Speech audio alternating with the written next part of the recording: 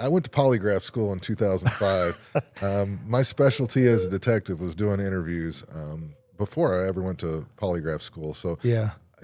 I'm a definite trust but verify. You can tell me a lot of things, and I'm going to read between the lines.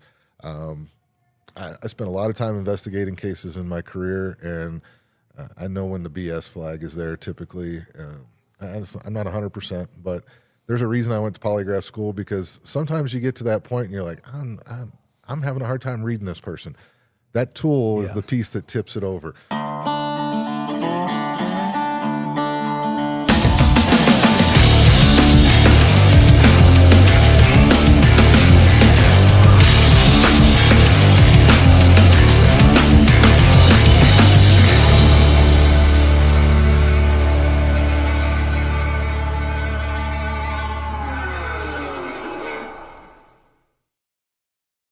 That's why I was a door kicker.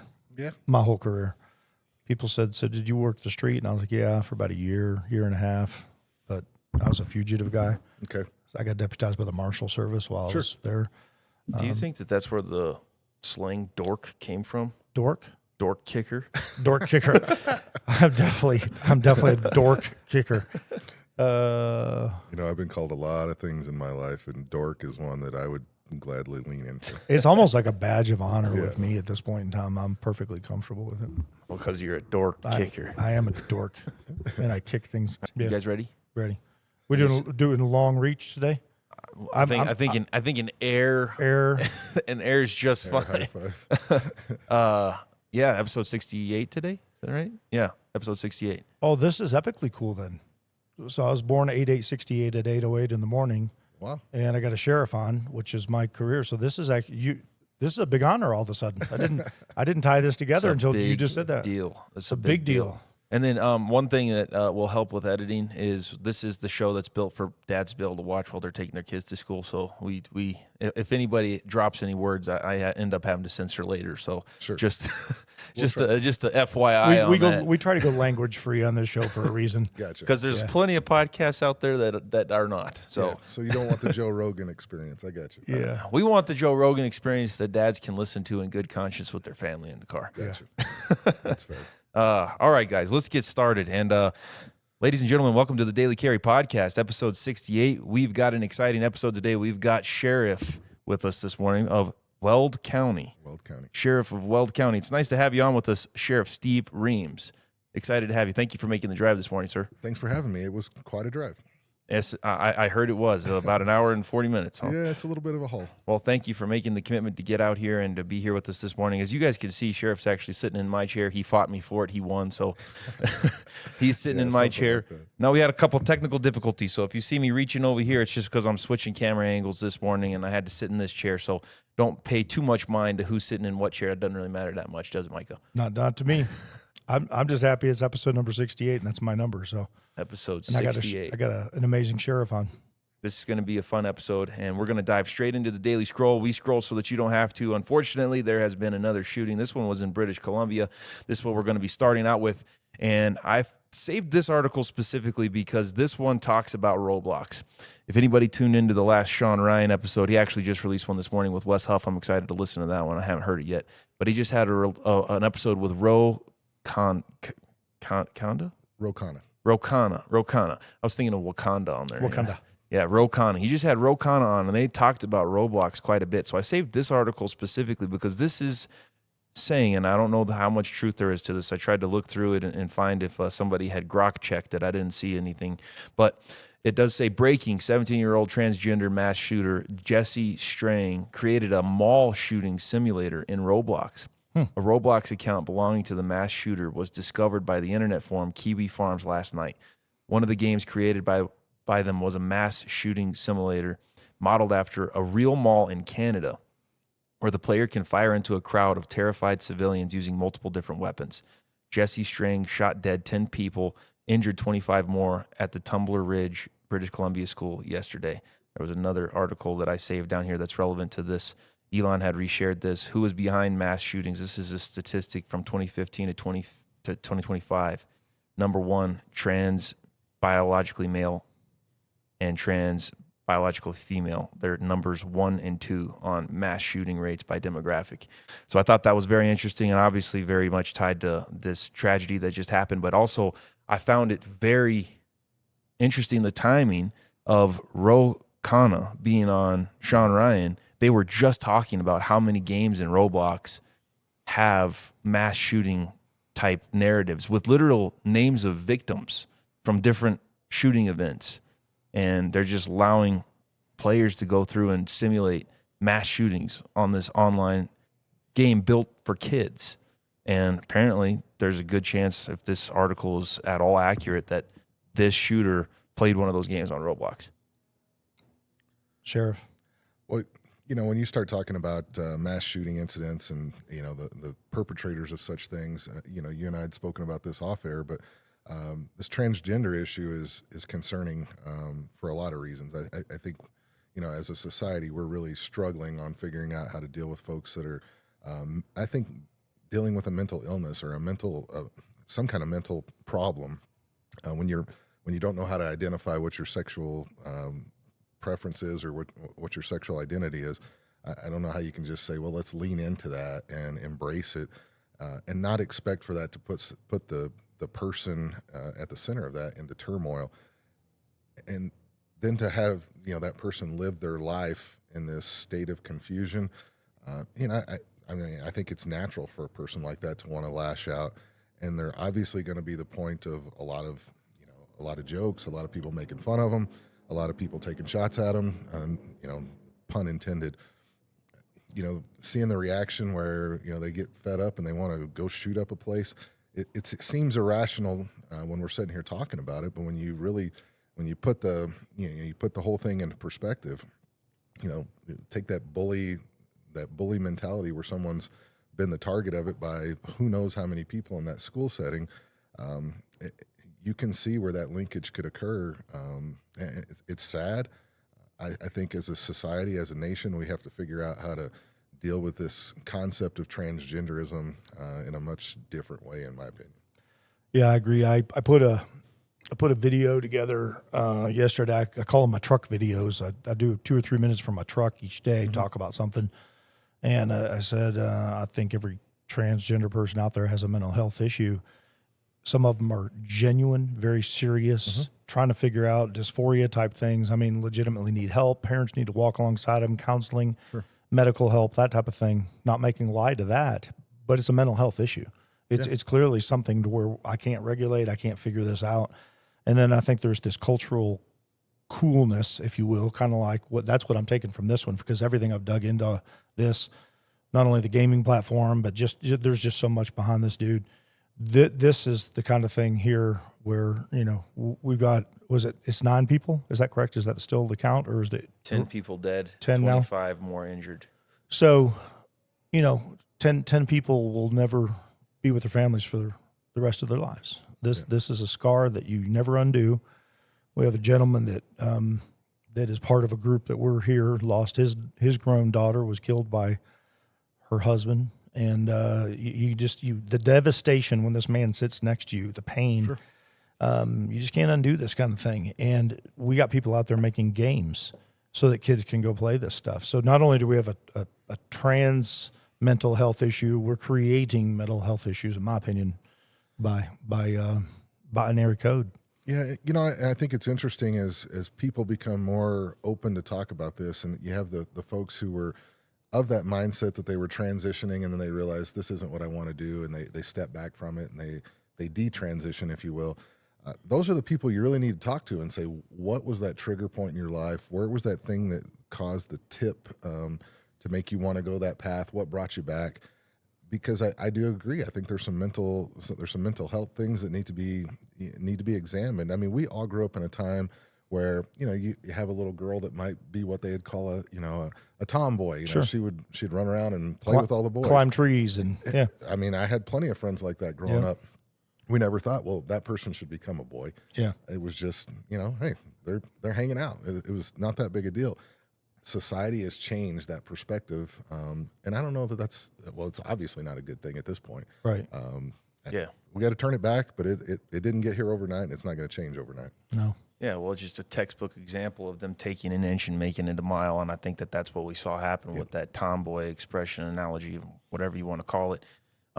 With this instance specifically, I really want to lean into the Roblox. I mean, I grew up. Here's the thing: I'm a little younger than you guys, so I actually played Roblox whenever I was younger. It was kind of whenever I was, I don't know, late childhood, early teenage years. It was kind of becoming popular. And I remember, like, when I first started, one of the only games that was on there was, like, paintball. Like, they didn't even have, like, real guns on there. Mm-hmm. Something has clearly changed and gone in the direction of Roblox just becoming this absolutely degenerate platform, because not only do we now have games that are being reported on huge podcasts like Sean Ryan, like, this is real. There's actual games, and they're actually recreating events like Columbine, like other mass shootings, and putting victims in there by their names and letting kids go in there and play these games where you can just go participate by way of this video game in mass shootings and shooting by name the actual victims. But then you also have the other side of Roblox where there's 80 million, I think that's what they said on Sean Ryan, 80 million users per day. But then you also have predators on there, trying everything that they can to trap vulnerable kids and traffic them, abuse them, whatever they can do to use the platform almost just like a chat to be able to connect with underage individuals. I think it's a giant predators doing it. I do. I think but yet still, Roblox is up and running. Roblox is still not really having any accountability whatsoever for these kinds of things. This is horrific because we see a young person who's been failed by society. If you see other reports, seriously failed by his parents, groomed by his parents. Many reports are saying that he was heavily groomed by his mother, pressing this narrative, this delusion of transgenderism. And same thing goes for his country, for his community, just pushing this narrative of, okay, yeah, if you feel that way, maybe this is who you are. Maybe you aren't this person.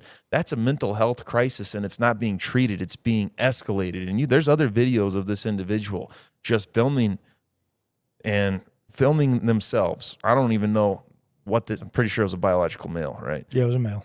Filming himself, and you just see the full-on mental delusions. And I mean, seriously, demonic. Like, you could see one of the videos is he's just having a full-on, almost satanic, demonic episode is what it looks like. Well, Sheriff and I were talking downstairs before the episode, and I was sharing with our guest. I said, we've had a few people on, and we always ask the same question, like, what do you think is the biggest problem facing Colorado? Right. And pretty much every guest has either said crime, cost of living, or cost of living crime in some order. I've actually, and now I've come to the conclusion, I think it's mental health. I actually think that is the bigger problem in the state of Colorado. I think the other things are partial byproducts of these, but sure. The cost of living, yeah, it's out of control. Legislation's out of control, all that stuff. But I don't think it's crime. I think it's mental health. Well, when we deinstitutionalized the mental health process, in the late 60s, early 70s, those things have just escalated over time to the point where we're at now, where you do have a lot of people that are functioning or trying to function in society with an underlying mental health issue. I was quoting you some statistics earlier, but at any given time inside the Weld County Jail, we have 600 or so inmates. 30 to 50% of those inmates are going to be on some kind of mental health drug, mental health treatment. That's pretty indicative of where those problems probably lie. And if you go and talk to those inmates and you find out, what was driving your criminal behavior, oftentimes it's drug use, it's drug addiction, but they're masking a mental health problem that, that's what's defunct with them. That's what's wrong. Is it manifesting itself into crime? Yeah, absolutely it is. But to your point about mental health being a driving concern in this country, if you want to get rid of the criminal behavior or drastically reduce it, create some mental health institutions out there again where people who can't function normally in society can go function in a safe manner. I hate to bring up the idea of mental sanatoriums or whatever you want to call them, but it will change. It will change the way that America is viewed. I can promise you that. Yeah, I think it comes down to who's the arbiter of that. Yep. Ultimately, is how do you determine who goes where and who goes what, because everybody's offended by everything. I have a unique perspective, I guess. I think just from my law enforcement background, but I'm married to a psychologist, 31-year private practice. The one thing that Jana gets nowadays, and I don't think I've ever said this in the episode, so I'm glad we're talking about this. We call them trifolds. So we'll go to the mailbox, get our stuff out, we'll come inside, and she's got these little. They're unique because they're like 12 inches by like 6 inches, and you pull them open, they're trifold, and it's always a new topic that is coming out of DORA or whoever's running the professional elements of Colorado mental health. And it's always the next segment, come and get your continuing ed credits on fill in the blank. And I can tell you right now, we're keeping a running tab, and 90%, north of 90% is transgenderism, dysphoria, transitioning, or something. It's no longer what the mental health field used to be. Hey, you know, we got a couple that's struggling, or I got a child that, you know, now it's this whole new genre, and it is almost every single day that I go to the mailbox, there's one of these trifolds in there. Well, not to belabor this too much, but you know, running a jail, you see people at their worst, and I can tell you in just the last 5 years, the amount of inmates that get arrested and brought to jail, where we have to do what we call a transgender review board. So someone comes in, they're biologically this, but they claim to be that.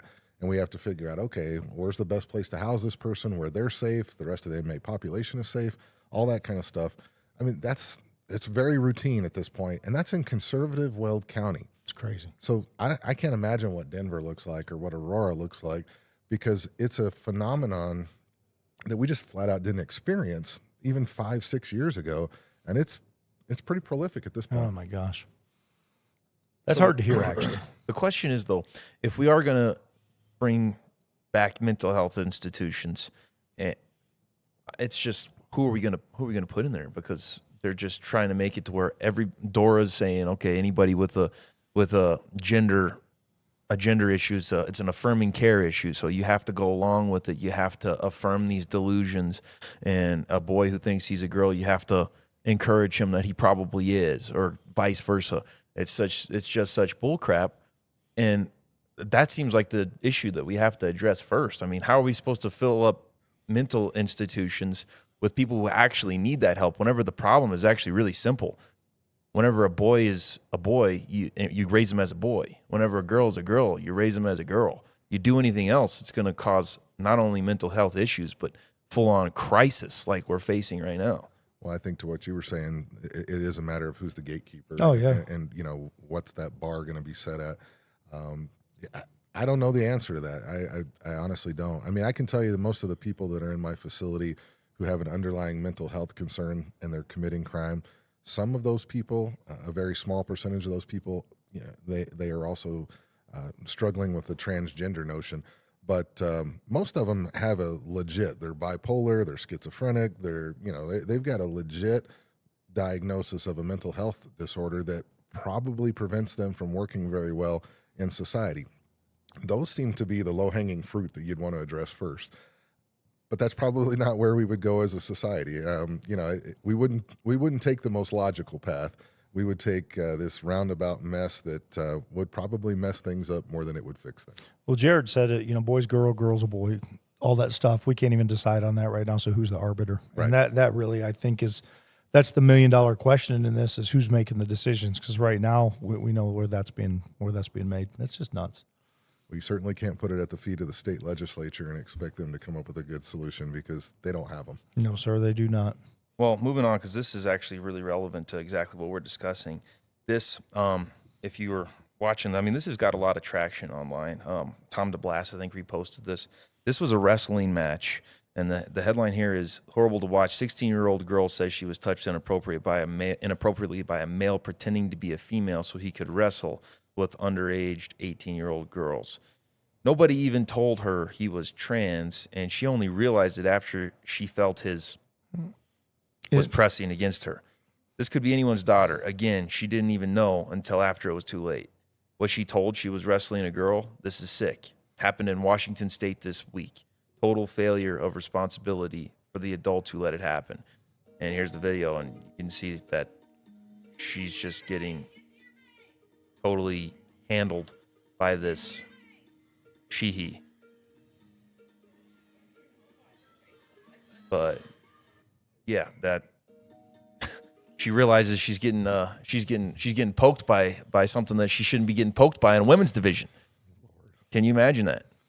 I can now that I've seen it. Combat sports, wrestling. Yeah. This is enraging to me. This is infuriating to me. My little girl. So my daughter is now. She went to Douglas County High School, graduated, went to the United States Naval Academy, graduated, and she's somewhere over in the South China Sea driving an aircraft carrier right now.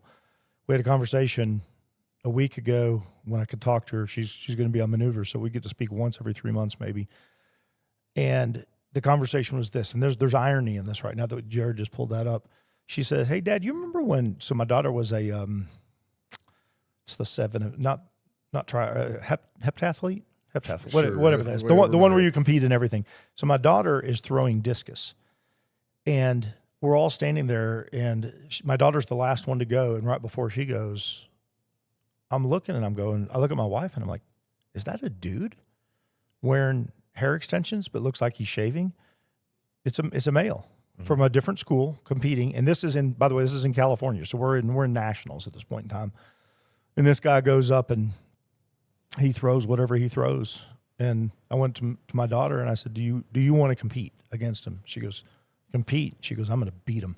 And she went out, and she went 3 meters longer than him, and then went over and said, you should be ashamed of yourself. She looked him dead in the eye and said, you should be ashamed of yourself for being here. And I tell you, I was about ready to go toe to toe with the parents. I was livid. But we just talked about it. She goes, do you remember that? I said, yeah. She goes, yeah, we got a guy right now on the ship trying to do the same thing. That's crazy. It's nuts. Well, and this is it's been advertised as an 80-20 issue. 80% of the U.S. population, it's probably higher than that, says boys should compete with boys, girls should compete with girls. But you got this lunatic fringe that wants to push the idea that, no, there's, gender's fluid. And I don't know why we keep catering to a fringe element.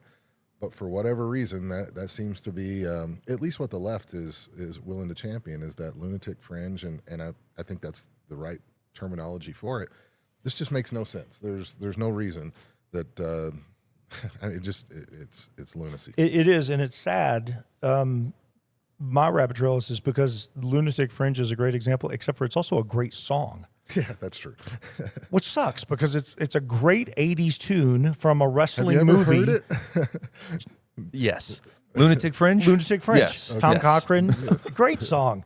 It really, we're not going to sit here and talk about this the whole episode, but this does bother me, and I'm with you on this, especially in the combat sports field. Well, there's another thing that we're going to talk about that is that 80-20 rule that you were just talking about, because we just had the SAVE Act passed the House. We're going to talk about that in a minute. But before we do, I want to talk about something that I saved that I think we're not too far off from here in America. This is following, we had a discussion of quite a bit that's going on in the UK on the last episode, but I saved this article for the Daily Scroll here.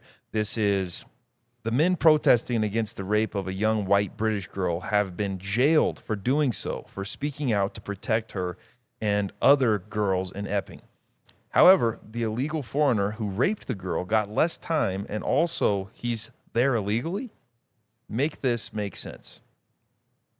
Apparently, A in the word rapist is inappropriate. You got to put an asterisk. Yeah. Well, in British headlines. Yeah, that's where we're at in this world right now. Where I'm not a big Stranger Things, whatever the show is, fan, but they call it the upside down, right? You're living in the upside down in the show, and that's what it feels like to me in society right now. It's like right is wrong, left is right, up is in is out. It's just we're all over the place right now, and to me, I almost feel like I'm in a giant psyop, because if you can't make sense of it, you can't argue it.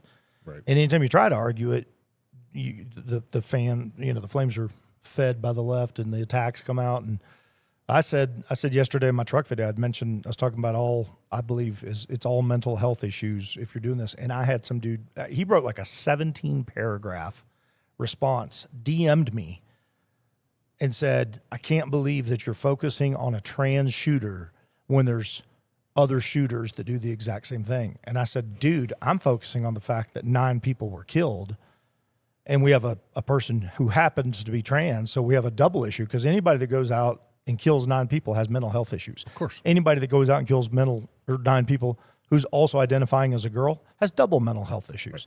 I didn't know that needed an explanation. I was like 11 kinds of pissed off when I read it. And I mean, it was like a diatribe. Well, I think what's concerning when you read this is if you were to sit down with the left in Washington, D.C., this is where they want to get to. Oh, of course. This is, I mean, if you want to see where they're trying to push our country to, just look at what's happening in the UK. I mean, it's as simple as that. Yeah. That is the narrative. That's the reality they want to be in.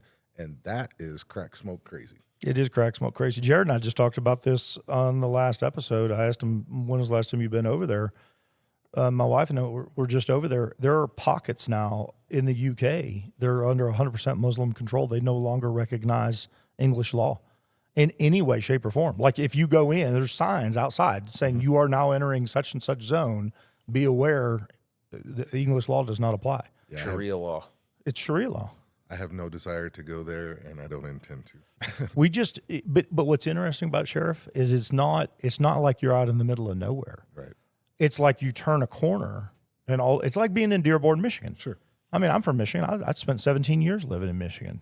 Back in the day, there was a couple 100,000 folks who were Muslim in Dearborn, and it was known for that. Nobody thought anything about it. Right. Now it's like 6 million people. And they say, we're taking over the country. We're coming for you right now. I mean, they're marching in the middle of the streets. There's 50,000 people a day doing prayer rug stuff in Dearborn, which has got towns all around it. And that's what I'm referring to. It's stuff like that. I mean, Dearborn is one step away from becoming an overthrow. Yeah. It's terrible. This is awful right here. You guys are going to love this next scroll, though. This is awesome. Look at this. Look at this responsible happenstance at a gun range.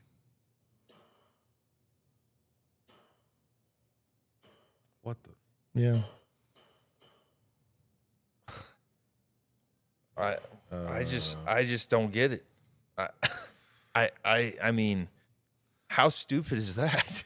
It's self-evident. You can't even believe what you just watched. No. I'll be honest with you. I was focused on, is that a female? I'm assuming. I think so. Based on the I don't know what. So I was looking that it didn't jams. go off. It jams, and he puts the gun right in the middle of her back. My gosh. Yeah. What?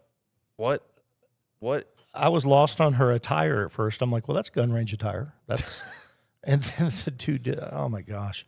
This has stupid written all over it. Yeah. Where's the range safety officer? He might be the RSO of that one.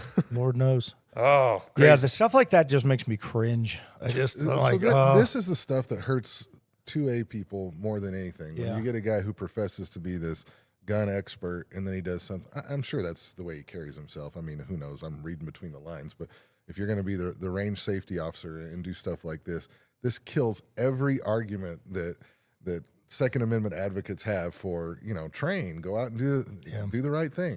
And then this is the video that gets played. I mean, that guy should just go. He should go away. He's probably Diana DeGette's cousin. On all the magazines. Get him another clip. Yep. All right, guys, we're going to end this Daily Scroll with this bit of good news here. Here's Mike Lee posting. I just spoke with Senate Majority Leader John Thune, who asked me to add him as a co-sponsor to the Save America Act. We're now at 45 votes. How do you think this is going to blow over, and how do you think this might affect Colorado if we are able to get this done before midterms? Well, I think it's a 90-10 issue if you look at this, or at least an 80-20 issue if you look at the American public. So if they're trying to serve the people that they were elected by, this bill should pass, no problem. I'm not a voter fraud expert. I don't know voter. I'm not a voting expert as far as how machines work and all that stuff. You guys will have some other guests that can lean into that area. But you should always want no fraud in your election process. I've stood for election 3 different times. And I want to make sure that everybody that voted for me, that their vote got counted, and anybody who didn't vote for me, their vote should get counted too. It should be accurate. There should be no question about it. And you should only be able to vote if you're a legitimate voter. I don't know why ID is such a question. The fact that they're doing it in the manner that they are, that says, hey, you have to have voter ID for federal elections. Well, obviously, there's a trickle down to that. I will bet you money that Colorado tries to figure out a way to create 2 separate ballots if this passes, so that when you vote for president, you vote for, your U.S. senator, it's on one ballot. But when you vote for your electeds in your local area, that's on a separate ballot, so you don't have to show an ID for that. Wow. You can pick and choose which ballot you cast. That will be Colorado's solution. I'll put money on it. That being said, this is the step in the right direction. It needs to pass. It needs to occur. There's no logical reason why you shouldn't have to present ID when you vote. Totally agree. Yeah. I bought cough syrup the other day. You had to present an ID to scan it. They wouldn't even sell it to me without it. I actually game tested it at the register. Yeah. She was fun. She played along for a second. I'm like, do I really need? And she's like, well, I got to scan it. And I'm like, well, but what if we don't? Yeah. Like, what would happen? And she kind of looks at me. She goes, I don't know. Nobody's ever asked me that, but I just know I can't sell it. And I went, okay, thanks. And then you told her about the SAVE Act? I did not. I should have. Oh, man. Well, she was like 17. This poor girl. I mean, the last thing I want to do is intimidate her. But she's looking at me. She goes, it's a little silly, isn't it? I'm like, yeah, it's a lot silly. I mean, have you heard all the twists that they're trying to put out there, that it's going to basically suppress voters, suppress women voters that have a different birth certificate name than their current name because they've been married? All this nonsense that they're trying to push out there, that this is just a voter suppression act, whenever it clearly doesn't even read any way, shape, or form like that whatsoever. It's absolutely crazy the way that people on social media that are on the left are trying to attack the SAVE Act whenever it has nothing whatsoever to do with anything other than, oh yeah, you need ID to be able to vote in the country. That should be common sense. Yeah. What it should be. I bought a suppressor a month ago, right before the end of the turn of the year. Everybody's like, "Oh, you'll save your $200 on your tax stamp." I'm like, "Well, I want it today, so I'm gonna get it because I'll get it in like 24 hours." It has a non-binary checkbox on it now. Have you seen that? No. So male, female, or non-binary on your ATF tax stamp, and I went, "Wait, what?" And then the dude that did the paperwork at the gun shop that I go to, he's like, yeah, the cool thing about this, he goes, they didn't realize their own mistake. I guess the irony's lost on them. The second they come to take it away, you've done something wrong. Now you can just switch and say, I identify as that, and you'll be able to keep your thing. And I thought it was funny. I don't know if it's, I mean, of course, I don't know if it would work, but I was like, it does create a legal challenge. You know what I think we should do is, if the SAVE Act doesn't go through, maybe we start using their logic against them. Okay, if we don't need voter ID to vote, then we don't need ID to buy guns. We don't need ID to buy suppressors. Anything. We don't need ID to buy. Why even have ID? Just do away with the concept of ID. Anybody can drive. Yep. Yeah, why not? Yeah, I'm not going to register my vehicle anymore. You know what? I'm going to go buy an F-16. No, no. That's might need a pilot's license still. That might be one we can all agree on. That's bipartisan, huh? Yeah, my daughter did need the sailing license to get the boat in Greece. We got a sheriff on right now, and I want to talk sheriff stuff for just a second. Hold on, Michael. You're about to lean into something super serious. I know it. I know when he's about to, and we got to have a little bit of fun first. All right, fine. So I don't know if you brought anything in, Sheriff, but this is where we would normally go into the daily carry, where we're talking about gear that we carry. You're a sheriff. You've been in law enforcement for how many years? 28 years. 28 years. So I'm assuming in your short 28 years of serving the community, thank you, by the way, that you've probably come up with some gear that you prefer and maybe you don't prefer. So could you talk about that just a little bit? This is called the Daily Carry Podcast, after all. So the way I look at firearms isn't necessarily what's cool looking, what's the newest, shiniest object. It's what you shoot best with. What fits your environment the best. I have a multitude of different guns that I carry, but all of them are based on what environment I'm going to be in. Today I'm carrying a Glock 26. I'm dressed in casual clothing. I'm carrying concealed. I didn't put it out here on the table because my holster's not a clip-on. All that being said, it's not a sexy gun. It's, this is subcompact 9mm. I carry a 9mm because in the environment that I typically live in, I found that I'm more accurate with a 9mm at distance. I cover a 4,000 square mile county, so I'm likely to be at greater distances than if I were in the Denver metro area.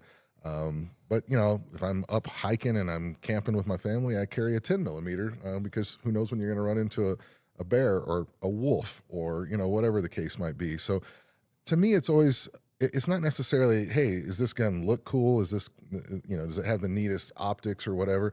It's what you shoot best with and what works best for you. If you find that gun that you're lights out with, that's the gun you should carry, period. Whatever makes you safest, whatever makes you most capable of defending yourself, that's your gun. And that's what you should lean into, period. That's Amen. Well said. I like that. I knew you would, because that's Core Freedom Alliance's slogan, isn't it? It is. Control your Control environment. your environment. So Yep. carry based on your environment. I like that. Anyways, that was just a nice little. But hold on, we still got to do. Keep What going. if it happened? What if it popped off tonight? What? But we need a scenario. I hadn't thought that far ahead for today. What's the scenario today, Michael? What should we do? Well, if I'm in a school and Oliver Shagnasty walks through the door and starts dropping rounds like Junior did yesterday, what do you do? I mean, I've got all sorts of answers and solutions for that. I could literally make an entire episode out of people I'm connected to. Well, it sounds like you're going first then. I would have LifeSpot in every single school in America, in every government building in America and around the world. Yep. Swipe, hold, 3 seconds, instant alert. Everybody's coming to you. Have you looked at LifeSpot? Have you seen LifeSpot? Yeah, I'm familiar with it. There are a lot of different ways to tackle this issue. In a rural community, which is mostly what I police, our whole idea is, make the target one that person doesn't want to come to. So, we lean into the FASTER program with our schools out in the rural area. We want to make sure she does a great job, by the way. Yeah, Laura Carno's she's a fantastic person for the 2A community. So we want school staff to be armed. And we want it advertised that they're armed. I put school resource officers in all those rural schools for the whole idea of we don't want that to be a target that someone wants to go to. But if that person chooses that target, we want them to know that someone's going to be fighting back. You can use all the technology in the world, everything, but really what it comes down to is you've got to be willing to take the fight to the person who wants to bring the threat. And however you do that, as long as you're rehearsed and you're practiced at it, you have a chance. And that's what it comes down to. But when we remove the opportunity for people to defend those spots, you're asking for those spots to be targeted. Yeah. And that's where the problem lies. In this school in Canada, I'm quite certain they had no plan on how to deal with an active shooter. Therein lies the first issue in that whole problem. This shooter didn't have to be good at what they were doing. They just had to go. Yeah. And that's disgusting. Well, I echo everything you said. I'm a on scene, on presence, fully trained, ready to go, in your face fight. I love your answer. It's been my answer from day one. I had an active shooter in Columbia, South Carolina in 96. Fortunately, we did not have any students hit, but we did have a shooter because he was spraying and praying, and I think he hit plants and light bulbs and everything under the sun, but he missed the kids, thank goodness. And I can tell you I was the first one in the school because I happened to be getting a Coke at a McDonald's across the street, and tones dropped, come through the door, and as soon as I drew down on the kid gave up. Yeah. So it was a best case scenario for a worst case could have been deal. And I can tell you, I got drug into the sheriff's office and got my hand slapped, and I can't believe you didn't wait for backup. And this was pre-Columbine. Right. And, you don't ever go into a thing like that. I'm like, what are you talking about? I go into bank robberies by myself. I go into DVs by myself. I mean, like, that's the stupidest thing I've ever heard of in my life. And I got my hand slapped again for saying it's the stupidest thing I've ever heard of in my life, and I'm perfectly okay with that. I wear that as a badge of honor. And at the end of the day, Columbine happened, and then we changed the tactics, and I made sure I called that captain up later in life and said, hey, Junior, remember that conversation we had? Yeah. I don't want to do an aha moment, but this is what I'm talking about. So I'm 100% on board with you, Sheriff. I think we got to have people trained. We got to have people in school. I wish I could convince people here in Douglas County how important that is. Hint, hint. The reason I mentioned LifeSpot is because while you're engaging the thread, it'll be great to know that you have people coming and you're not wasting time on the phone and having to do stuff. I mean, it instantly identifies everybody. Yeah, I don't know if this is the place to talk about it, but I look at a school shooting from a little different perspective. I was involved in one, not as a shooter, but as a person who was standing in a hallway when a school shooting happened in 1992 in Paladera High School in Amarillo, Texas. We had an active shooter incident from 7, 8 feet away from where I was standing, a kid pulls out a revolver and unloads 9 shots inside of a hallway. He didn't kill anybody, but he hurt a lot of people. And that kid ran right past me with that gun in his hand. I mean, he actually brushed past me going out the door. And I wasn't I'm a kid in high school. I shot guns. I knew a little bit about firearms, but I have never felt as helpless as I did in that moment. And I swore to myself I would never put myself in that situation again if I could ever prevent it. And I mean, that's a life-changing thing to watch and be a part of. And it didn't even register until, days and weeks after.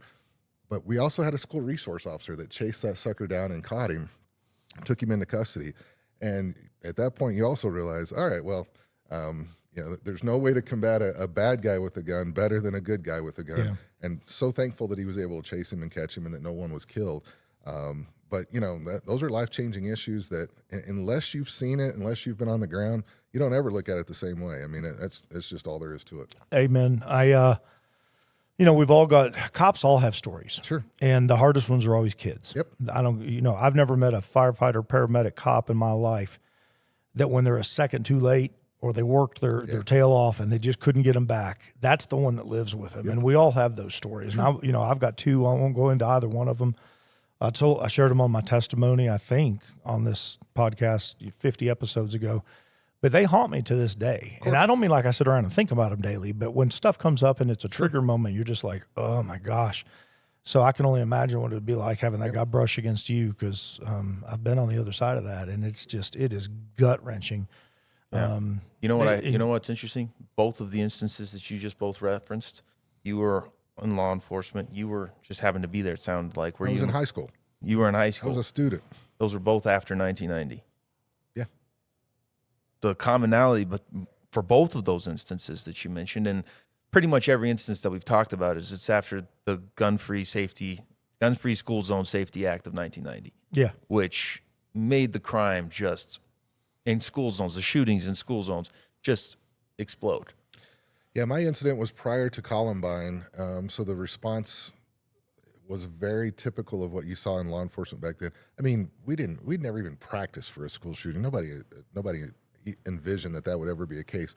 So you got a bunch of kids that are just basically trying to figure it out for themselves. They didn't know if they should go back to their homeroom class. I ended up just getting in my car and going home. I remember calling my dad, and my mom and dad were divorced. I called both of them independently, and I'm like, hey, I'm okay. And they're like, okay, from what? Yeah. Like, well, we had a school shooting. It's different, right? But there was no SWAT team that showed up. I mean, luckily the officer chased the kid down and caught him. They didn't clear the school. Yeah. We were back in school, I think, the next day. It's just a different world. But then Columbine happened. You realize, oh man, the world has changed. Yeah. But it was that sliding scale issue that you're hinting to. Yeah. Bad legislation is bad legislation, but boy, over time it just continues to make things so much worse. Yeah. I mean, Columbine, after this passed in 1990, Columbine happened after that. Yeah, the point is whenever this Gun-Free School Zones Act passed, we've seen school shootings continue to increase, not decrease. Right. And why? I mean, that you just look at the statistics, you see that every time that some place puts gun-free, there's a higher chance that there's going to be criminals that come and try to take advantage of the situation. So the answer really was never to have Gun-Free School Zone Act. It was to make sure that people knew, hey, an armed society is a polite society. Teachers should be able to defend themselves. Parents should be able to defend themselves. And parents shouldn't have to drive onto a school property and know that they're without a means to be able to protect their child. That's just common sense, And I mean, people can argue up, down, left, right, whatever they want to, but at the end of the day, the statistics clearly show this act was passed, and the majority of school shootings have happened on the opposite side of that Gun-Free School Zone Act in 1990. So clearly something went wrong. Clearly the math is not mathing, and that's an act that should be relooked at because we should have the ability to protect our kids at their schools. That's just common sense. But right now we have abortion, we have transgender issues, we have homicidal issues, keep filling in the blank. We have a lot of, in my opinion, a lot of things that have just kind of whittled down the importance of life to where we have gaming developers creating stuff now where we're using real locations that have had real incidents with real names. I don't understand how that's not a $1 billion defamation lawsuit, by the way. I'd have to go back and dig into that a little bit as to how you could be utilizing somebody's name that's been involved as a victim. But that's what we've whittled it down to. We've made it unimportant, is my point. Whether you agree with the subjects or don't agree with it, the one thing that we should all be able to look at it and go, we've just taken life and made life unimportant. And we've made things important. Things are important now. People are not important anymore. Yeah. That's my take. Well, there's a big case going right now with Meta, Facebook, whatever you want to call it. Whether or not they're contributing to mental health concerns with the users on their platform. There's a big case going through civil court right now that is going to determine some of those issues about how far does that liability go to those platform providers. I have a feeling it's not going to go so well in Facebook or Instagram or whomever's. I think Google and YouTube are tied into this one as well. But regardless, there is a point where you've gone too far. And when you're talking about the Roblox platform providing this gaming opportunity, I mean, there's a point where, I think as the provider of said service, you have some liability in it, and we may be at that point. Yeah. So to clarify what's going on with Roblox is they have this platform where people can go in and develop games. They create their own environment. So the Roblox, the distributor, the actual owner, the owners, the representation of Roblox, it's not like they're the ones putting out these games. They have the platform that's facilitating people to be able to just roll out games. They go in there and they can create their own games. And they supposedly have a task force that goes and tries to moderate and tries to remove games, but there's still games that are slipping through the cracks every day because got 80 million users. However many of them are actually themselves creating games, I don't know, but they're creating games. And then obviously there's a huge failure on the part of Roblox to be able to just allow people to create games like this. And so that's the same argument that's being made with Facebook and the online platforms is you've provided this opportunity that people can take a negative advantage of. What's the difference with Roblox? I mean, you can provide the platform, but there's some, you have to provide a little bit of policing, if you will, that goes along with that, or just some normalcy. So I don't know, a level of consciousness of that just shouldn't be a service that is a service, and I say that in air quotes, that's provided by this gaming platform. Maybe you just shouldn't allow that part to occur. Yeah. I mean, what good comes from that? Well, if you can engineer it in, you can engineer it out. That's exactly right. And I've always struggled with things like that where I remember when Snapchat, I read a thing back in the day, and it has now since changed, but in their bylaws, if you will, if you apply to Snapchat, here's what you have to agree to.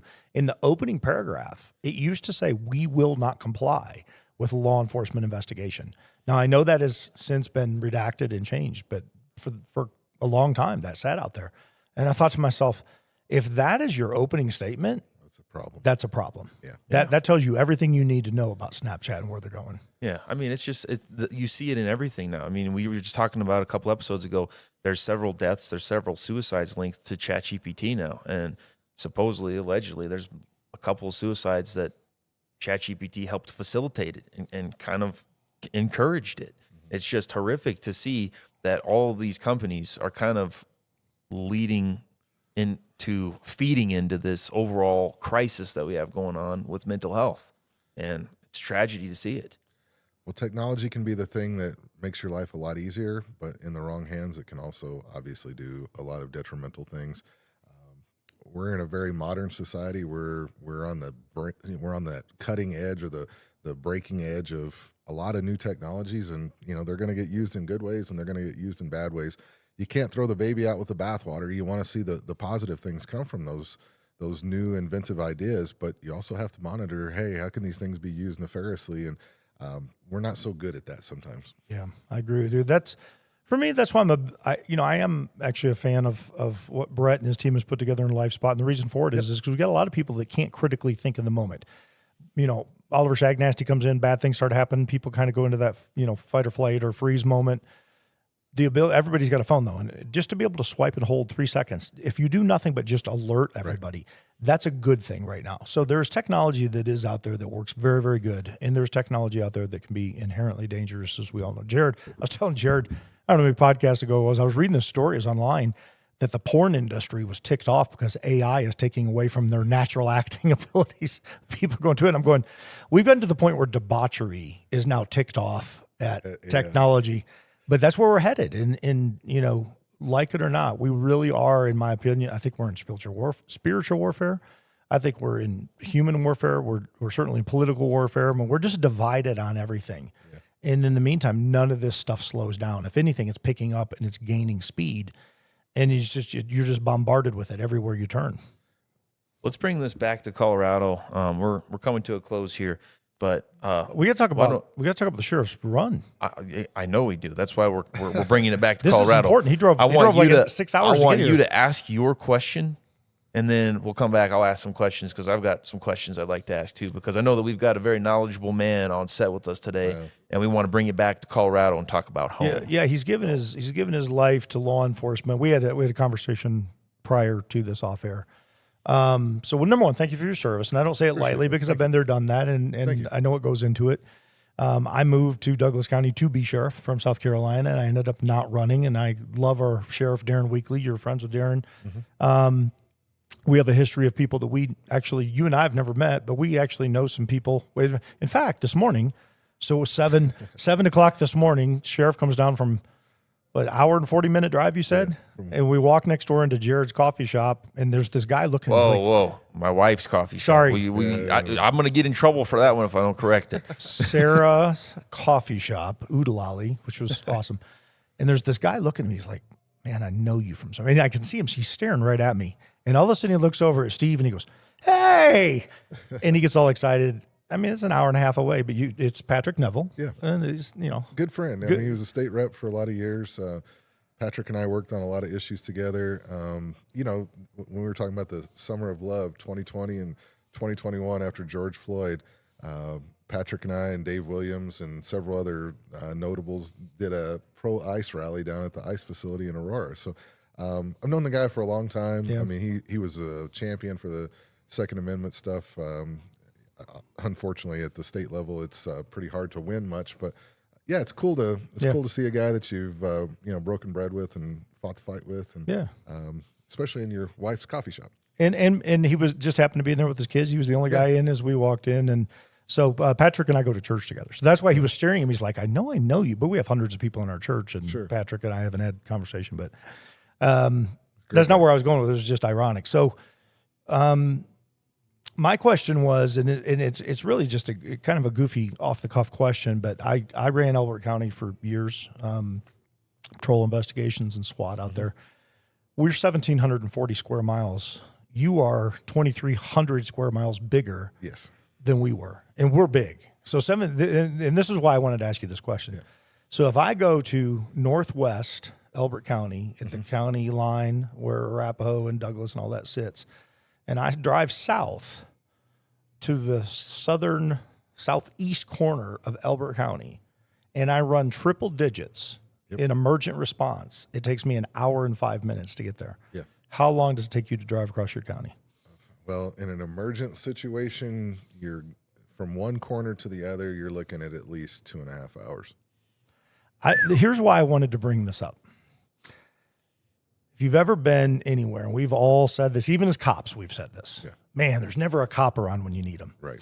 2.5 hour response from one corner of the county to the other. Now, obviously, I'm sure you broke it up into districts, and you've got cops everywhere in substations, and I get all of that. But I've run those runs because sometimes you don't always have that somebody, or they're tied up on another call, they're doing something.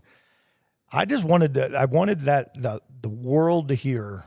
When you're running a 4,000 square mile county, how many deputies you have? Well, I have 135 patrol deputies, but I don't have 135 patrol deputies working at any given time. So On a day shift, we'll run with about 12. Swing shift, that number goes up to where, we're probably in the 18s to 20s. But at night, we're running with 5 deputies and a sergeant.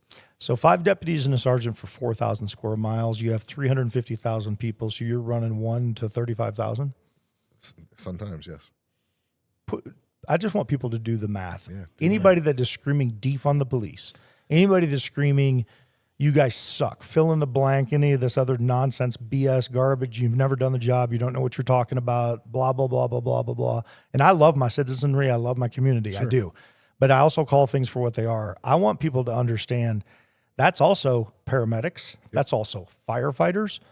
That's cops. That's your emergency stuff. And I'm a big proponent. I've been trying to change this for, Dave Grossman? Yes.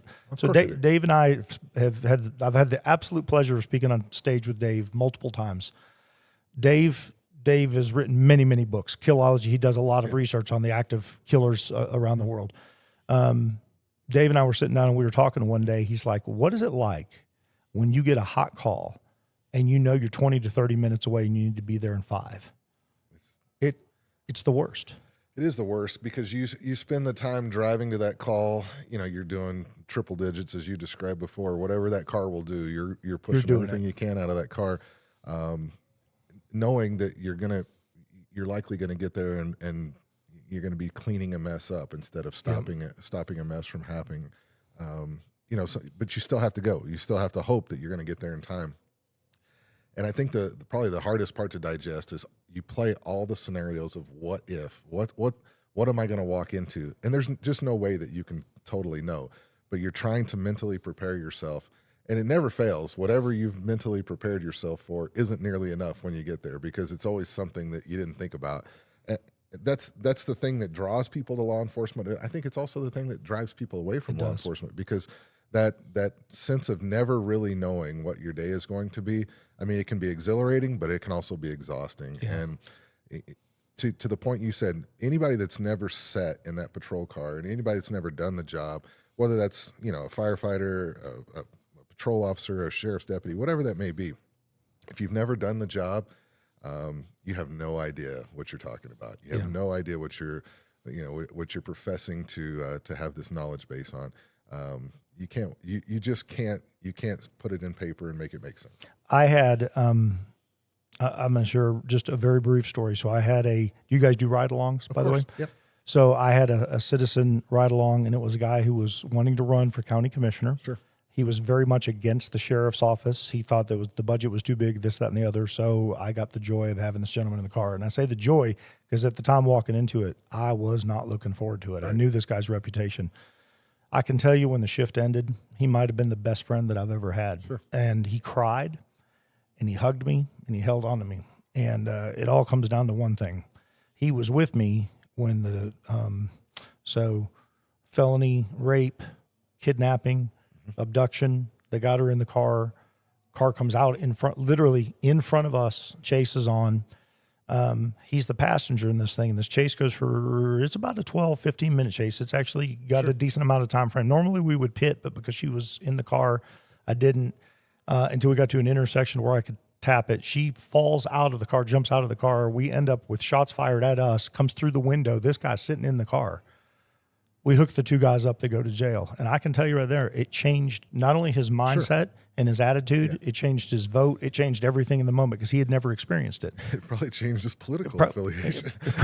Probably changed his drawers too. So the reason I share that story is because people just don't always understand. Right. And you have a split second to do something, and that split second can be scrutinized over and over and over and over, an armchair quarterback in a court of law. People don't realize you're driving sometimes 25, 30, 40 minutes to get someplace, running as fast as you can push that car, not knowing what you're going to get to, everything that you just spelled out. And sometimes you're too late, and it wears on you, man. It just wears on you. So, you apart. So as you're closing out, and Jared's going to ask you questions, but you're going to close out a career. You're term limited. You've done your 3 terms as sheriff. You're getting ready to run for county commissioner. Do you feel that that's a good natural transition since you know the county so well? I don't know if you say a good natural transition.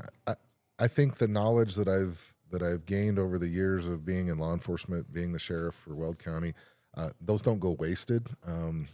It's not like I've functioned inside the county and not realized what's been happening in other county offices or departments. It doesn't make me an expert in what happens in human services, but I am knowledgeable of what happens in human services. It doesn't make me an expert of what happens with our road and bridge group, or but I have a working knowledge of it. So I think the learning process is shortened by that.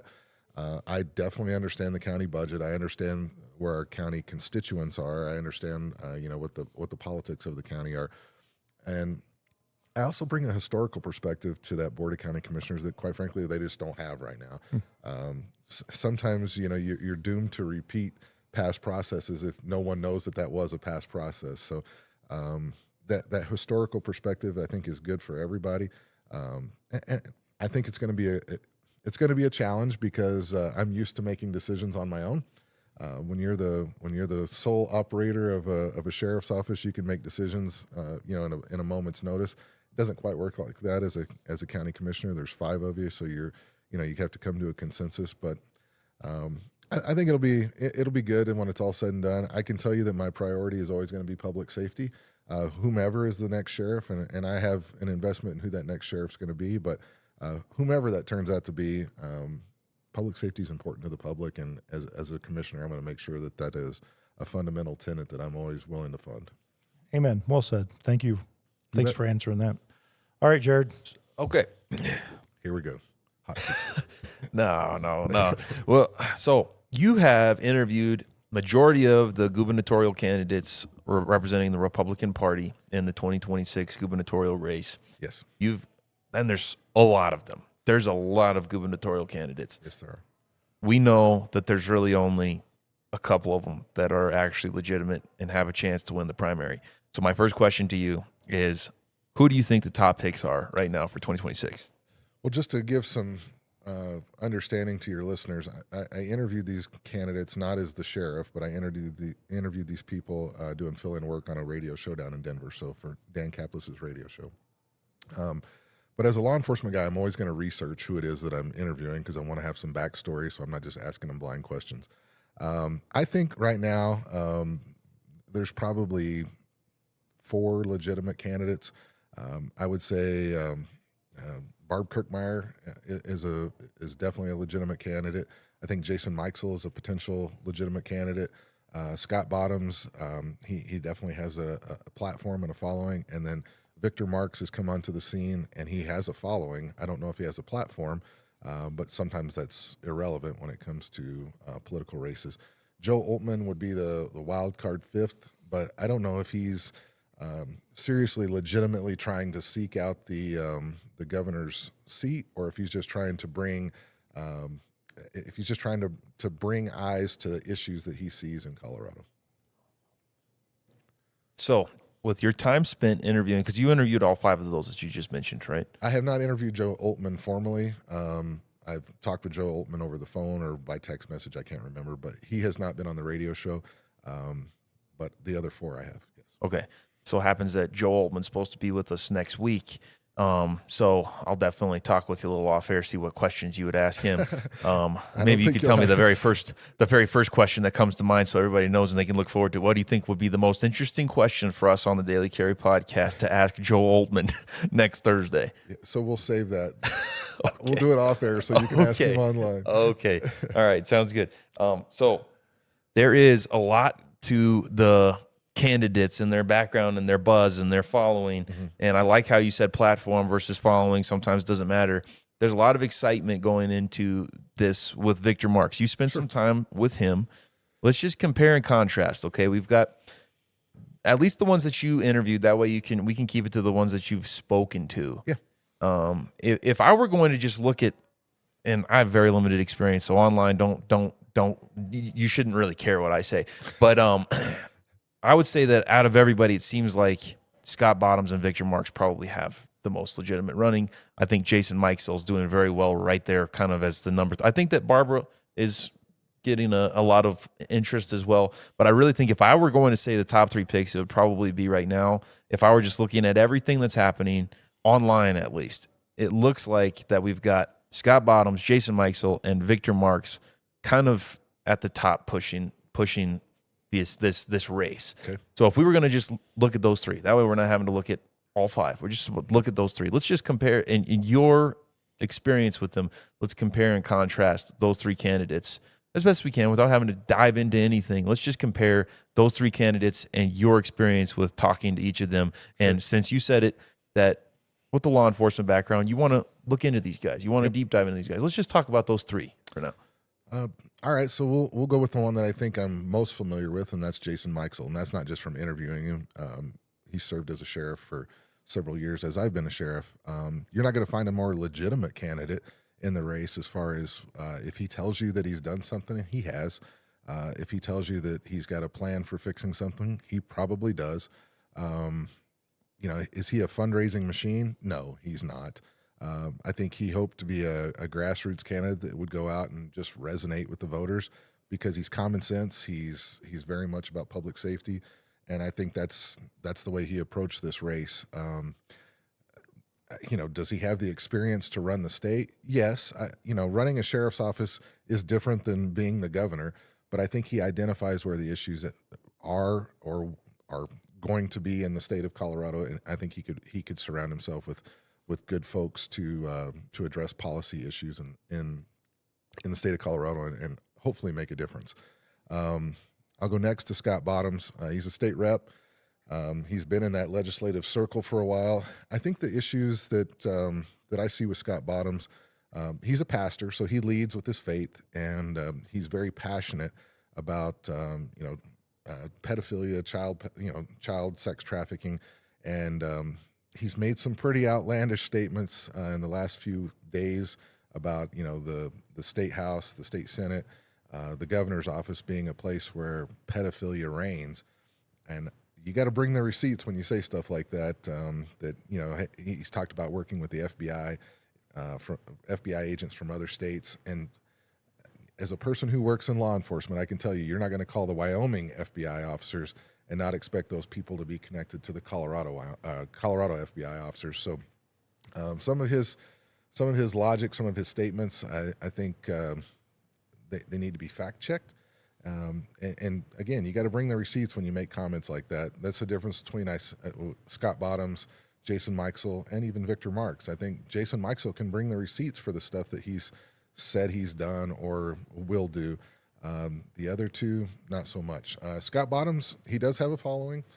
He's well known in southern Colorado. I would argue that Barb Kirkmeyer is as well known from Denver North as Scott Bottoms is from Denver South. You guys are south of Denver, so Barb's not that well known to you potentially, but if you go in the northern part of the state, people say, who's Scott Bottoms?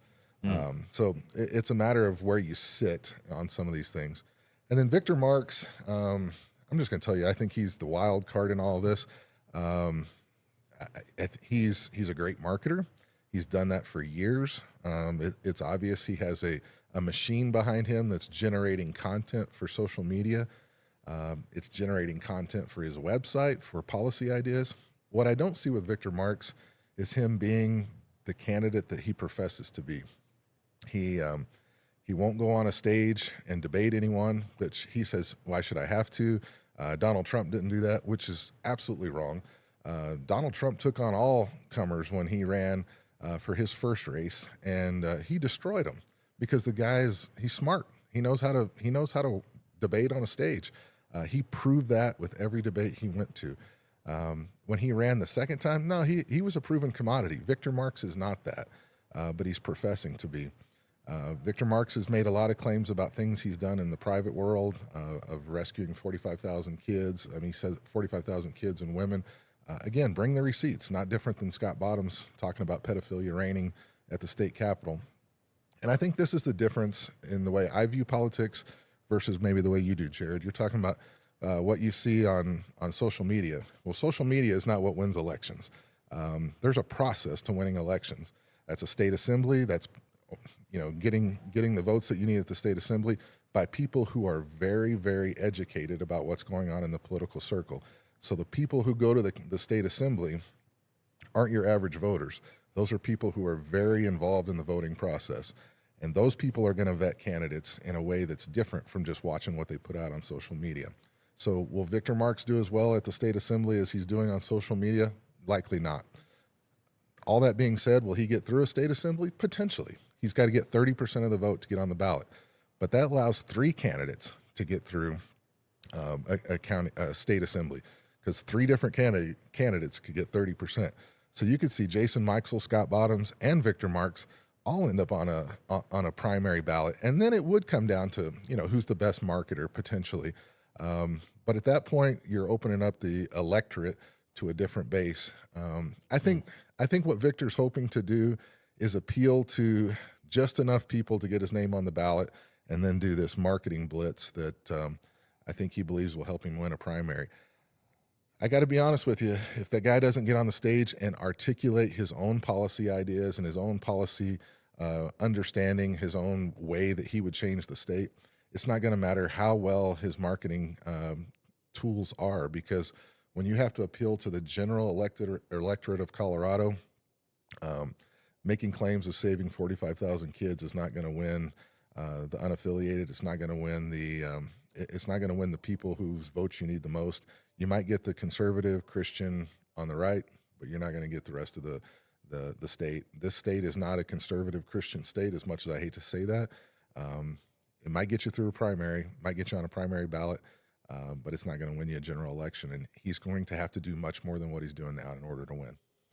Understood. So what I would follow that up with would just be stating, to clarify, not discrediting Barbara or Joe. Joe Oldman entered into the race a little bit late. I just think he's going to have to do a lot of work to try to catch up with some of the traction that some of the other candidates have. And Barbara, I just don't really see a whole lot of people talking much about her. And I get it. Social media is not the end-all, be-all whenever it comes to politics. I understand that very well. Politics are quite a beast. They are quite an ordeal. Yeah. But what I would say is social media definitely has a direct correlation to voters and voter turnout. And I think that the Democrats have realized this very well over the past several years. I think that traction for appealing to regular people that otherwise know almost nothing about politics. Yeah. I think that media and social media have been leveraged so well by the Democrat machine to where they have voter turnout. And I get it. There's, voter integrity and all kinds of different things that have to be taken into consideration. But I like what Jason Meixel said. He didn't say this on the podcast, but he said this whenever I was talking to him just yesterday. He was talking about how at the debates that Joe Oldman and Scott Bottoms were really talking about how, your vote doesn't count, your vote doesn't even matter because how much fraud is going on. And Jason said, well, then why are you running? Who's going to vote? Yeah. And then he asked them at the debate, who's going to vote? And everybody raised their hand and said, okay, well, why would you vote if you follow their logic? Because then your vote doesn't even count. So we have to get people to understand that their vote counts. And I think that the Democrats have done a good job of that. If we were going to give them credit for anything, they've done a good job of telling their entire party and everybody who's interested in their narrative, go vote, go vote, go vote, go vote. Whereas a lot of the Republican side of things have just focused so much on the politics and the inside goings on of all the inner workings of the caucus assembly and all of those things. And they do a good job of that. But at the same time, we got to focus on voter turnout, and we have got to switch the narrative from your vote doesn't matter to your vote matters more than it ever has in 2026. There's no better example of what you just said than when Trump ran for re-election the second time versus getting elected the third time. If you'll remember what was going on during COVID, there was all the questions about, was the election, could the election be stolen? Were the Dominion machines corrupted? And Trump was actually telling people, go in person and vote. Don't mail in your ballot, at a time where people, righteously or not, were scared to go outside. So by a little bit of his own doing, Trump kind of suppressed his own vote, because he told people, don't trust the process unless you go turn your ballot in. Don't mail it in. And that's when so many states were going to mail in ballots. Mm-hmm. So he kind of suppressed his own vote. If you saw the way he messaged this last time when he won in a landslide, he was encouraging people to vote however they could. So mail it in, drive it in, whatever you got to do. Get your ballot in. And so, that messaging is critically important. And I don't know if Trump did that by design in this, in his third attempt at presidency or not, but he definitely learned from his loss that you want every vote in that ballot box. And so to your point, when Scott Bottoms or Joe Oldman says, the machines are rigged, well, then why are you even running? That's the question I would ask either of them. If you don't believe that the process is fair, then why are you going through the process to try and win? And I think maybe that's the question you ask Oltmann. Are you doing this to bring light to the fact that you think the voting process is not fair or legitimate? And maybe that's the whole emphasis behind his run. And if so, that's a righteous reason for some people to run, and I wouldn't besmirch him for that. Yeah. What would you have to add to that or to follow up with that, Mike? You got any other follow-up questions on that? Well, your take on Victor. I've followed Victor for a long time. People have. Long time. And I teach a lot of tactical self-defense and stuff. I've trained cops and whatnot. But one of the things that I do are gun takeaways. And I always enjoyed watching him do what he does, right? I was also a guy who followed Tim Kennedy for a long time. And look, I'm not going to use the word hero because it's way too strong of a word. But when you admire, I'll say that, when you admire somebody and you see what appears to be the things they've done, I'll say it that way. Yeah. And you go, man, that dude's rocking it, right? Yeah. And I watched him when he came on and he talked about going into Afghanistan and pulling some 12,000 people out after the bad withdrawal. When I first heard that, I thought, man, that's an epically huge number. Yes, it is. For 4 dudes. I mean, I've run a lot of ops. Yep. I don't know that I think I could go in with 4 guys and exfil 12,000 people, even if I had pure on logistics, unlimited spending, and somebody on the ready 5 waiting to pick everybody up. That would be a pretty tough maneuver to pull off. And I started getting a weird flag in my head, just kind of a yep. That's a big claim. And I don't know, and I don't know what I don't know. I'm a door kicker for sure, but I'm an idiot. I didn't have that feeling with Victor, and this is the second time somebody has said something to me. The first time that somebody said something was about he won't debate anybody, and what I heard him say is hey, look, until we even know who's on the ballot, I'm not going to sit there and waste my time with a bunch of people, and so. I think what I heard him say is if I'm up here and I got a guy down here who hasn't raised $500, I'm not going to sit down on the stage. And I go, I totally get that. Like that makes a lot of sense to me. But I also don't like that either, though. But if you're not debating anybody, like it. I get it, but I don't like it. If I'm just going to be fair, I get it, but I don't like it. I think that every candidate is on the exact same level right now, regardless of the fundraising. At this point, I really think that they should treat each other as if they're on the same level. Fair enough, and it's kind of like. Yin Yang, I'm going to do this wrong, but it was the dude on the Democratic ticket who was getting all that traction during the presidential campaign, but they wouldn't debate him. Yeah. And he was actually probably the most articulate speaker out of all of them. He was the one guy that actually had a platform. And I'm not a Democrat guy, but I always thought, like, why is this guy not on stage? So I say all that to say this. It does bother me. It's been gnawing at me because you said bring the receipts, and I really like that. Proof is in the pudding, all of those things, whatever analogy you want to use. I'm one of those guys that I'm pretty big on accountability. Of course. If you've done it and you can qualify it, quantify it, verify it, validate it, I'm your man. I'll sit next to you all day long because I know a lot of dudes that claim a lot of things that have never done anything, and I know a lot of guys that don't claim anything, and they've been there, done that. And there's a big difference between those two things. And so I've been wrestling with this, in all fairness, over the last couple of weeks, really been bothering me a little bit. So you said something that I think anybody in military service, which I'm not a military veteran, or in law enforcement, and those two things don't equate. I'm not equalizing those in any sense of the word, but there are some correlations. Usually the guys that have been in the stuff aren't the guys that brag about being in the stuff, and you usually have to drag it out of them. And I'm not saying that I hope everything that Victor Marx is claiming is true, because if that's the case, if he's truly saved 45,000 kids, that's fantastic. I hope it's true. I just don't believe that it is. Yeah. I want for it to be true. I think that would be a phenomenal outcome if that guy is capable, if that one guy is capable of saving that many kids. I want it to be true. I don't want there to be 45,000 kids that have to be saved. Yeah. But if he saved them, great. And I think that's where the issue lies, is everybody wants that story to be true.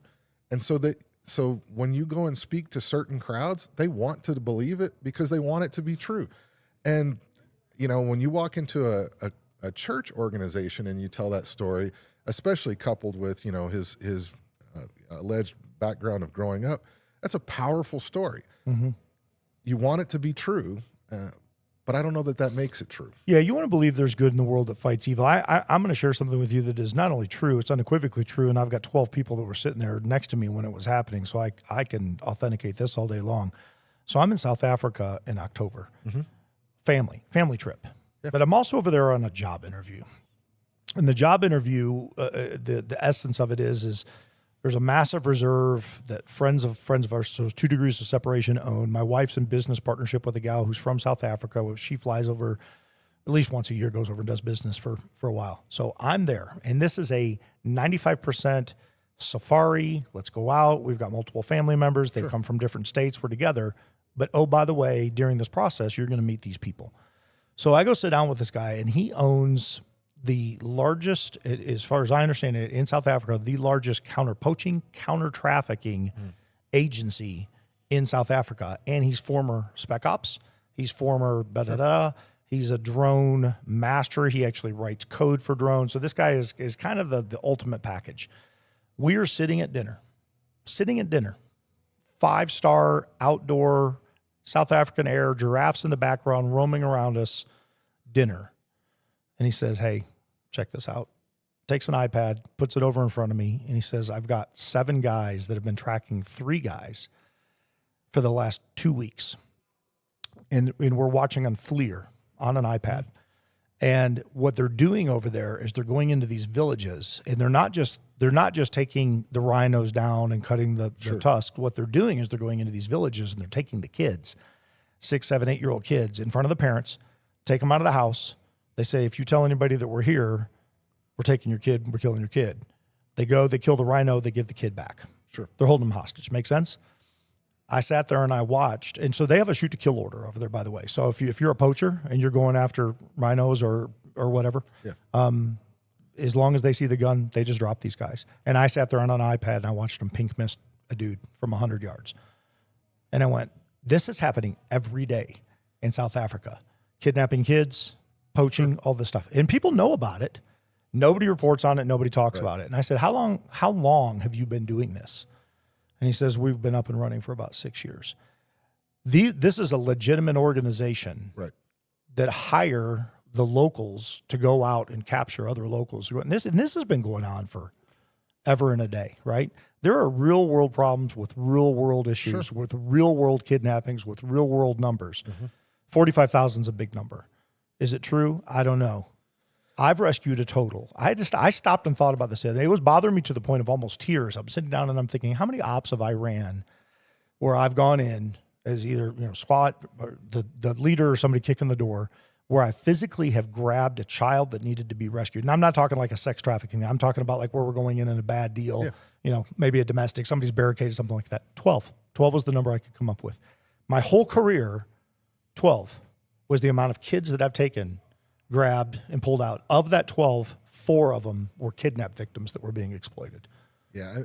Look, I want the numbers to be true just for the sake of you want that many people to have been rescued from a bad situation. There's a difference between the term saved and served. Those terms have been conflated on some of his documents. So, maybe that's where the issue is. I don't know. But again, if you have a law enforcement background, you can't help but be skeptical of someone's stories. You want to know the truth. Our job in law enforcement is to find the truth in those issues. And my first interaction, if you will, or knowledge of Victor Marks was to watch the Sean Ryan podcast. And it's almost 4 hours worth of podcast. And when it was done, I scratched my head and thought, how could Sean Ryan have believed this without pushing back and asking more questions? Because I did not get the feeling from those stories that it made sense. And again, it's his life, it's his story. He can tell it however he chooses. I hope it's all true for his sake. I just don't know that it is. This is what I'll say. 30 countries or over 30 countries is what his report was of them operating in. Micah just shared a story in South Africa every day. This is taken care of. Yep. I have there's a friend of mine, his son trains here. He just came to me because there's an issue that he's been presented with of a kid who's getting abused. So this is happening in Highlands Ranch. And he has a nonprofit, and I didn't even know this until he started talking to me. He has a nonprofit that operates overseas, and he rescues children. He's got he works with, well, I'll just leave it at he works with some bad dudes. Good dudes, bad dudes. You get it. He starts telling me all this. I had no idea about this guy. He's in the military, and he's got this nonprofit. He's also right now trying to work on an acquisition for a ranch for a boys' home, which I thought was awesome. There's only 5. He told me this. There's only 5 in the whole country that specialize in boys that have a traumatic past from sexual abuse. And he's really trying hard to work on. He's got friends that he's pulling together. He's got private equity he's trying to pull together to get a boys' home in Colorado that specializes in that, which I think is absolutely amazing. And it's going to be like a ranch, like a boys' ranch. So that's awesome. But he starts telling me this situation that he's been presented with. He's just like, I'm trying to figure out what to do. I can do more overseas than I can literally right here at home, and it's killing me. Sure. And so I get the red tape of here being at home and being even with a law enforcement background and 12. I get it, but like I'll think about all the red tape that you have to operate under, how much the suppression and the red tape is, and the headaches, especially now, even more, I'm sure, than whenever you served. The pressures that are put on police to even just be able to do their job. Look at all the protests and the resistance against ICE. That's just to give this correlation that from other verified sources, from people that run nonprofits that rescue children, it's definitely confirmed that it's a whole lot easier to do that in other countries than it is to do it here. And so I would say, whenever I first learned about Victor Marx, it was very simple. It was from martial arts. That's it. I've known about Victor Marx, and I've watched some of his content since I was a kid because I thought it was the coolest thing ever for Victor Marx to be able to use martial arts as a platform to be able to speak with young people effectively and use it as demonstrations and use it as a ministry. And that's how I knew about it. Whenever I saw that he was running for governor, I knew who that was. And there's a lot of people that are on that same boat.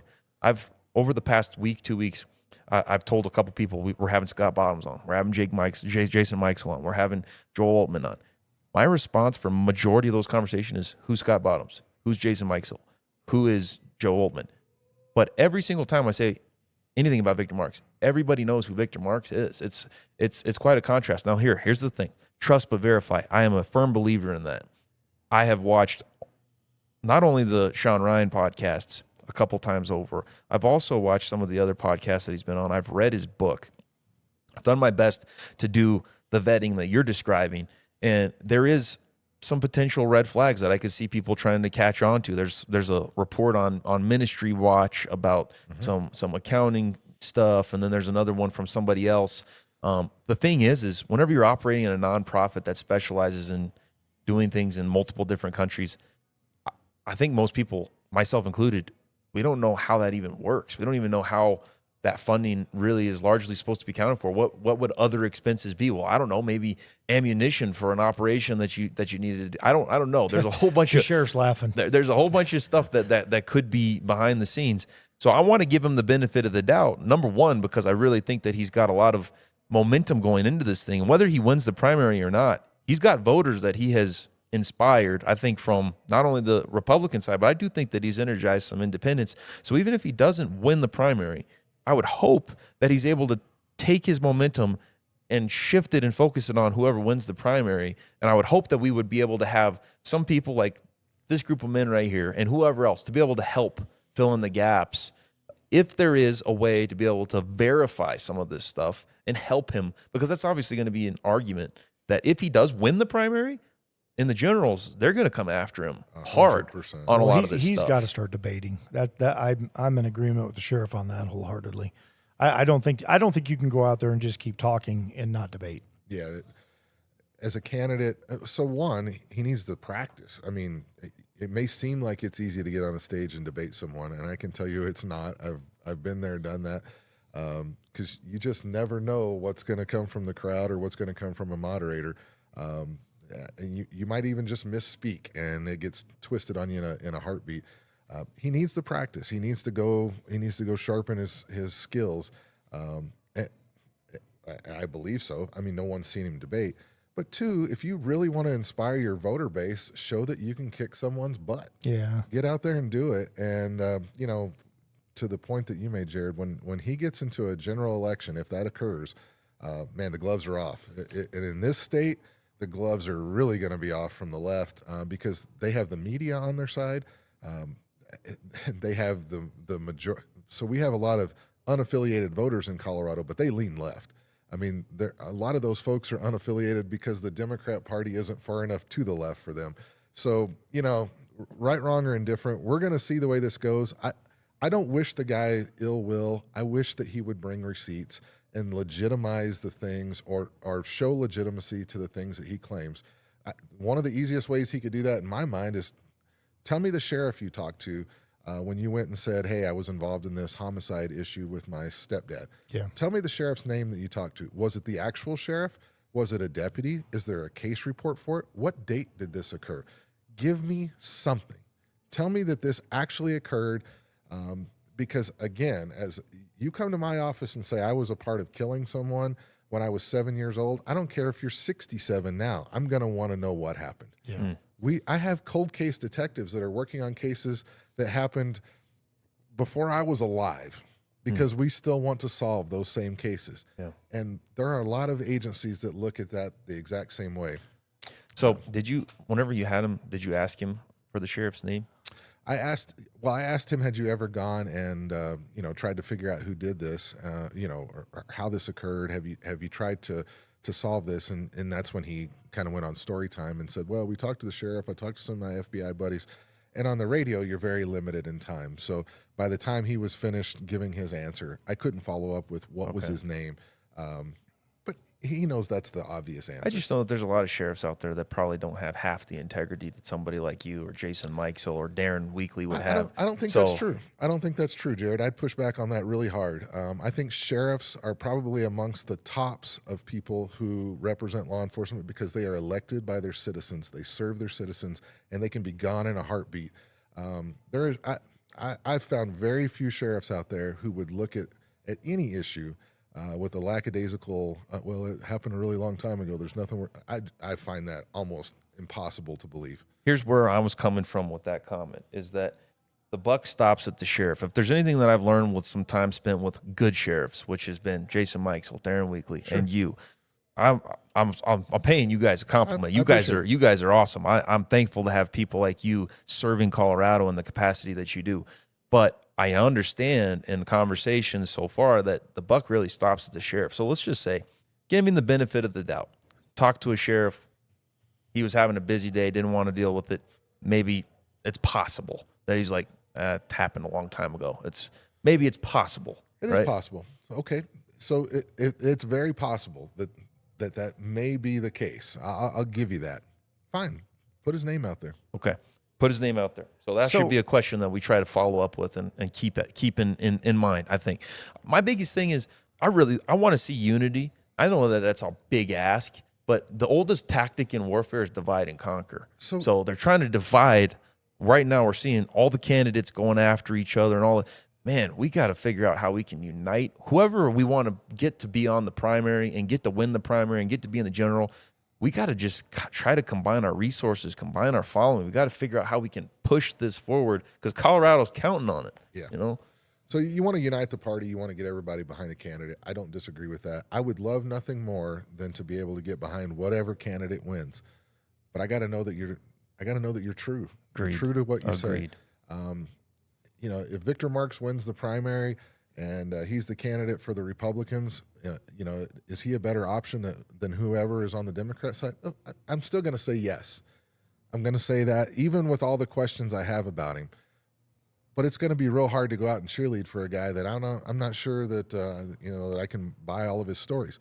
Prove me wrong, and I'll be your biggest supporter. But you got to prove me wrong. Mm-hmm. Yeah, I'm with you on that. I'm never too big to admit a fault, and I'm never too big to not own something. I look dead into the camera and say, man, I have cheerleaded some people that I absolutely unequivocally regret. Me too. Personally known, thought I knew them. I'm talking years long relationships where you're sitting back and you get gut punched. And you're like, what just happened? Yep. I went through. I was sodomy as a boy, small town Kentucky, ages 6 to 8, in the church, neighbors. Parents knew, grandparents knew, small town, everybody's embarrassed, can't admit it. We don't want to, we'll uproot this family if we tell, so, we'll just let the 6-year-old deal with it. I compartmentalized that until I was in my 30s. Sure. I didn't tell anybody. Broke down one day and told my wife. So I know that people can hold stuff inside, and I know that you can do this. I want to shift it away from Victor and all the candidates back to you for a second. One, because you've taken the time to come down here. I appreciate your insight. I don't think a lot of people, if you're not familiar with Dan Caplis has a big show. He does. That's a big following, and so that is quite an honor for you to come on and be the host of that thing, or the co-host, or the guest host. Call it what you want. So I'm humbled by that, because that's a really, really big deal, and I love the fact that you're talking to these guys. They're starting to come on here. Obviously, we're talking to everybody that we can talk to, and I'm doing my due diligence and my best. Some of that comes from research, but a lot of it, do you consider yourself a pretty discerning guy? Yes. I went to polygraph school in 2005. My specialty as a detective was doing interviews before I ever went to polygraph school. So I'm a definite trust but verify. You can tell me a lot of things, and I'm going to read between the lines. I spent a lot of time investigating cases in my career, and I know when the BS flag is there typically. I'm not 100%, but there's a reason I went to polygraph school, because sometimes you get to that point and you're like, I'm having a hard time reading this person. That tool is the piece that tips it over. I would love to do a polygraph on Victor Marks. I'd like to do it on a handful of people. I asked that for a reason, because I consider myself, I think I'm pretty discerning. I'm pretty level-headed. And when I'm wrong, I'm usually dead wrong, like way wrong. Like if I think I've got something and I missed it by a mile, I missed it by a notable mile, and I'll come back and own that. So if I've missed any of this, the stuff with the candidates out there or whatever, I'll own it. I want to end my portion of this, because you did take the trek down here. As you're heading in, you're stepping away from law enforcement. To head into, county commissioner, and obviously best of luck in that role in maintaining Weld County. I mean, shoot, I'll come up there and, I'll come up to Weld County and have your back. You bet. I know the job, and I love it, and I can see the integrity shining through and through. But here's my final statement to you. I stepped away from law enforcement after 16 years. A lot of people said, man, you didn't serve very long. Well, I did a lot. It was a long time to run and gun. I mean, what I did was very, very active for the better part of half my career. I was in over 400 pursuits. A lot. But that was the nature of where we were at. It was just if it had been Dougco, I might have been in 20. But you're not there yet, but are you going to miss it? Boy, that's hard to answer, because I don't know until it's gone, right? I don't think so. I think I'm at peace with my time in law enforcement. And I say that because where I started and where I'm finishing are such different landscapes. When I got into law enforcement, you were restoring victims. You were taking bad guys to jail. And the table has been turned so much to the point where now people who perpetrate crime oftentimes are looked at as the victims of law enforcement. And for me, that's so upside down. And if nothing else, what it's created is an opportunity for me to walk away, and I won't miss it anymore. I'll miss the people. I'll miss the relationships. Some of the best people I've ever been around are people that work in my office. But I won't miss the job. Well, I'm humbled that you came down. I appreciate it. It's a long trek. It's a long trek back, but it does mean a lot. If you ever need anybody on your cold case team that's retired and careful what you offer. And his post is done, I can come up as a civilian. Be careful what you offer. I love that. I've got one cold case sheriff that haunts me to this day, I know who did it. Yeah, I know who did it. I have one of those also. So, Well, we end every episode in prayer, and that seems much needed. So sorry to hear about law enforcement, and it's heartbreaking to hear that, as you're retiring, it's like, kind of a good sight in the rearview mirror because of how much it's changed. And we definitely need some good positive change here in America, but definitely here in Colorado as well. So we end every episode in prayer. And ladies and gentlemen, if you are listening, that is the most important thing out of anything in this conversation, is to turn and to lean into faith. Greater is he that is in me than he that is in this world. And we're going to overcome evil with good, not be overcome by evil, but overcome evil with good. And Sheriff, we would love for you to pray if you'd like to. If you'd like one of us to close out, then we can, but it's up to you. Sure, I'll take a prayer. Heavenly Father, thank you for the time that you've given us here today. Being able to interact and break bread with these individuals and share our stories and share our time together is one that is just it's all because of your grace and your glory. Everything that happens in this world is at your choosing, and we know that you have the greater good for all of us in mind. So with that, just thank you for the opportunity today, and thank you for the opportunities you provide into the future, and God bless everything that you look over. In Jesus' name, amen. Amen. All right, hang on. One thing. Before we go, are you knee-deep into your campaign? People know you're running? And if so, where do they find you? Yeah, so I'm definitely neck deep in the campaign. The easiest place to find me is Reams for Commissioner. I'm in a place right now where if someone wants to know about my campaign, that's great. I'm not asking for a whole lot of financial support. I think I'm in a spot where I'm good, and I'd rather people see them spend their money on a race that matters more than mine. So, contribute where you choose to, but if you want to know where I stand on policy issues, those kind of things, you can always find me at Reams for Commissioner or any of the social media platforms. Perfect. Do you have your own podcast, or are you just on the Caplis Show pretty regularly? I don't have time for a podcast.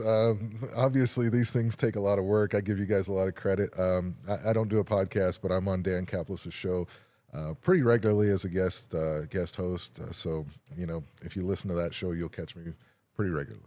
Awesome. Well, ladies and gentlemen, please like, share, comment, subscribe. Hope you enjoyed this conversation with Sheriff Steve Reams. Last thing is, if you can just sign the wall for us, that'd be awesome. You bet. I'd be happy to. All right. This has been good. Thanks, Sheriff. You bet. My pleasure.